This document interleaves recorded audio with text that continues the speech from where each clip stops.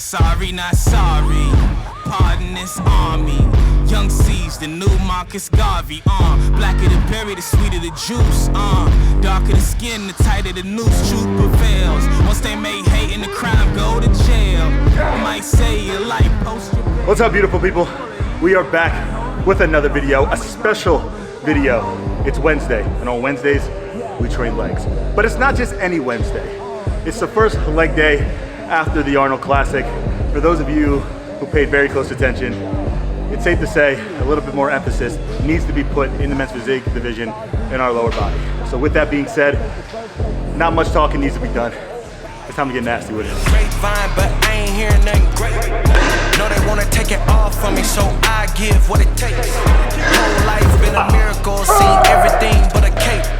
Why would I stop now? Found everything on a journey, but another way. Look, I'm not here for none of y'all. It's only artists looking on. You know I didn't touch a single rep pretty much until the last one. I didn't touch it until the last one, so that was 7. All right, guys, so my training partner has made me enforce a new rule when it comes to training. And what's the new rule? The new rule is he has to be present in the gym during our sessions. No client responses, no messages answered. It's here. So, focus. when I come in the gym, first thing I do is turn my phone on Do Not Disturb. It's the first time in between or after an exercise. I just wanted to make sure there was no crazy emergencies. This is why that rule was implemented. 44 unread messages, and I had 0 before I came in here, man. I can't stress this enough, man. It's something I didn't do last season. Prioritize your time in the gym. Like, emphasize that. Everything else can wait till after.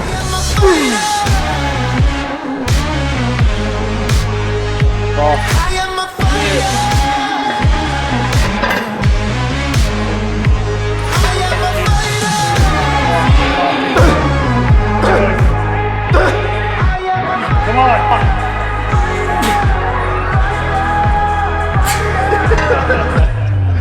That wasn't fucking on. I couldn't even get to it in time.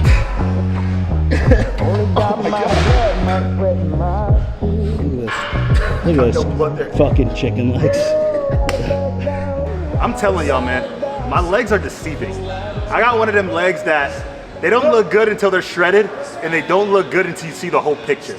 I'm tall, right? So I got like skinny ass knees. So in order for me to have a big ass leg, you gotta see me shredded, you gotta see the whole picture. You can't see them now though, because they don't look good, but you'll see them soon. On the beach, new shoes on my feet, hit the game, winning shots, celebrated with the team, like I'm living like I never had a doubt in my mind that today is gonna be the best day in my life.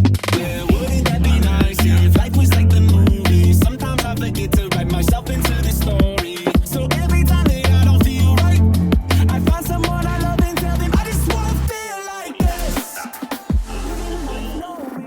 I would set them up on kind of a rough estimate of what they've been eating. So I would actually ask them kind of like, what have you been following at least? Or what are you following for the most part? Figure out what that calorie amount is. And then from that point, depending on how under it is, like a certain body weight times like 14, body weight times 15, I'll try to build them up to that and then achieve that and hold that for at least 3 to 4 weeks before really starting any type of prep. And that is a wrap on week 1 of the prep course that I'm taking. I cannot stress this enough. For as coaches in any profession, if you are not consistently investing in your knowledge, then you are simply investing in your digression. Guys, this is everything, and this is something that my coaches do. I love the fact we had 2 of our coaches on Reform on this call, asking questions, trying to get better, making sure we have all the knowledge possible to bring our clients in at their all-time best. And of course, just getting knowledge from me, myself as an athlete. I have somebody who's at a high level, and I have an opportunity to meet with them once a week, twice a week, sometimes just for Q&As and making sure that all of the questions get answered. I remember I was always skeptical of stuff like this, right? But you know, week 1 down, and it's been extremely valuable. Make sure I'm taking my notes, but I can tell you this much. I'm tired, I'm hungry, and it's time to eat the final meal of the night.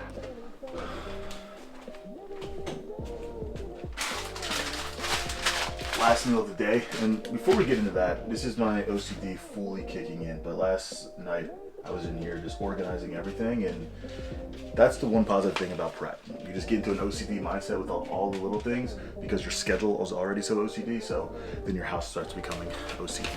But like I said, final meal of the day. And one of the biggest things that I wanted to make sure that stays consistent. I tend to get a sweet tooth at the end of the night, and oatmeal has always been one of those things in my preps that has just helped cure that. And for some reason, oatmeal really doesn't sit in my stomach like a rock for some people. So keep this pretty consistent. It's been literally in my plan since I first ever started bodybuilding, so it never gets old. You see, old Alex would put everything under the sun in his oatmeal just to add flavor. Low calorie creamer, marshmallow jam from Walden Farms, the Walden Farms syrup, and then 2 stevia packets.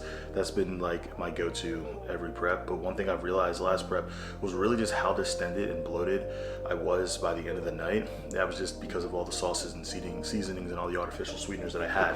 But one thing that I cannot give up, no matter what happens, is the fat-free Ready Whip. Only 5 calories per serving. We keep it moderate, but this has just been my saving grace.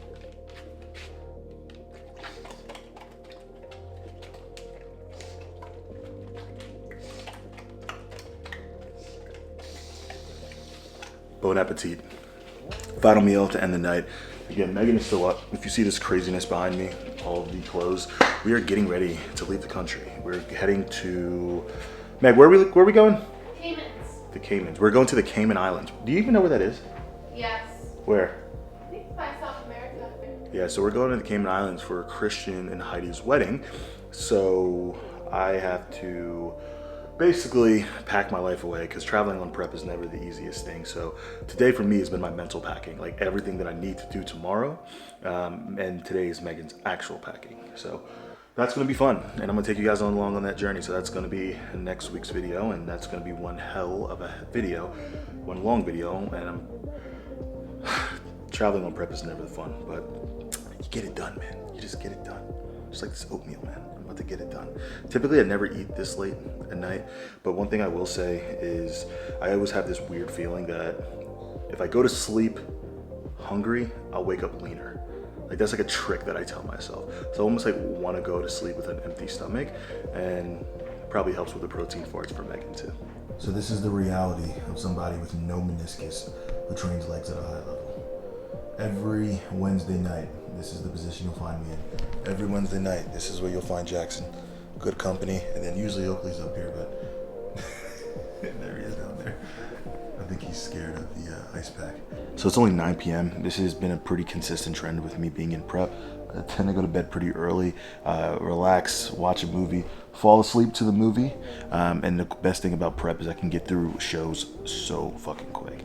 Like, you guys see that one? But like I was saying, I can get through shows so quick. What's wrong, bud? What's going on? But like I said, I'm gonna finish watching this, get to sleep. But tomorrow, I want to have a conversation kind of about where my head's at with prep, and just give you guys a general update and perspective that the old Alex would never have had. Just making sure that we're prioritizing the best version of me come stage time. But now we get some sleep. Say goodnight, Bubba. Say goodnight.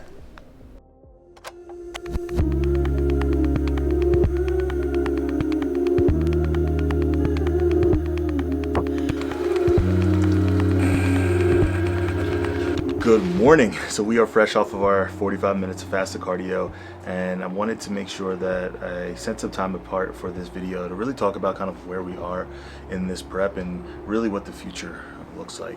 It's kind of crazy to think that we've already been in prep for 5 weeks. Like prep is already moving along so fast, and the one thing that I promised myself this prep is to slow down and actually enjoy the moments.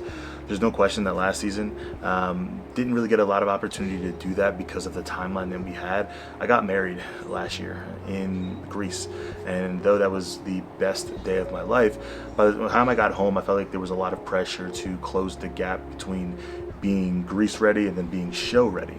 And with that being towards the tail end of the season, with the qualification window being closed and now points being taken away, right, I had such a short duration time to be ready and to make sure that I'm at my best.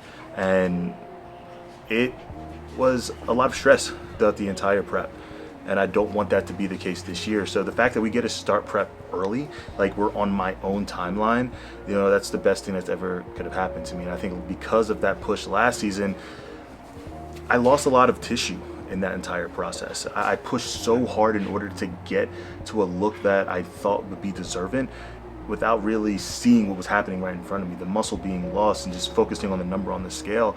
And I told myself like that's not what's going to be the case this prep, you know, and I want to enjoy it. You know, we're stepping on stage in June, you know, and that's the thing. You know, everybody wants to know, what show are you doing?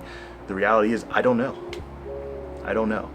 you know, but what I do know is I'm on my own timeline, and June is shaping up to be when we'll be ready. You know, we are pushing and increasing cardio and doing everything we have to be prepared early in this season. And as much as I want to do Miami, the show that I qualified for the Olympia, I'm not forcing it. And as much as I want to be back on stage and earn that trident and get my sights set right back to the Olympia, I'm going to do that when I know my physique is at its best. So for those who are asking, what show am I doing? You know, what's my main focus? My main focus is being the best version of myself this year on stage. I'm not going to lose myself as a competitor in order to race for a timeline, because I know that the best version of me can stand on stage with anybody. And that's my main focus, bringing my best, because then it really doesn't matter what show I do. So, you know, with that being said, we are X weeks out. We are feeling damn good in this prep. Things aren't moving fast, things aren't moving slow, they're just moving. And for now, that's exactly how it needs to be and where it needs to be. Now, with that being said, when we get closer to the show, we will make an official announcement for which show that we're doing. But for now, we just focus on closing the gap. I appreciate you guys for staying tuned in and locked into this series. This is just the beginning. We got Johnny moving down here in a couple weeks, which is going to be awesome. And then, of course, we have just so much more of an environment just being created around here that's conducive to me being my best. And that's what I'm focusing on. And I cannot wait for it. And it's all happening so quickly. And right now, it's one day at a time. I'll see you guys in the next one. For the first time, from the bird's eye.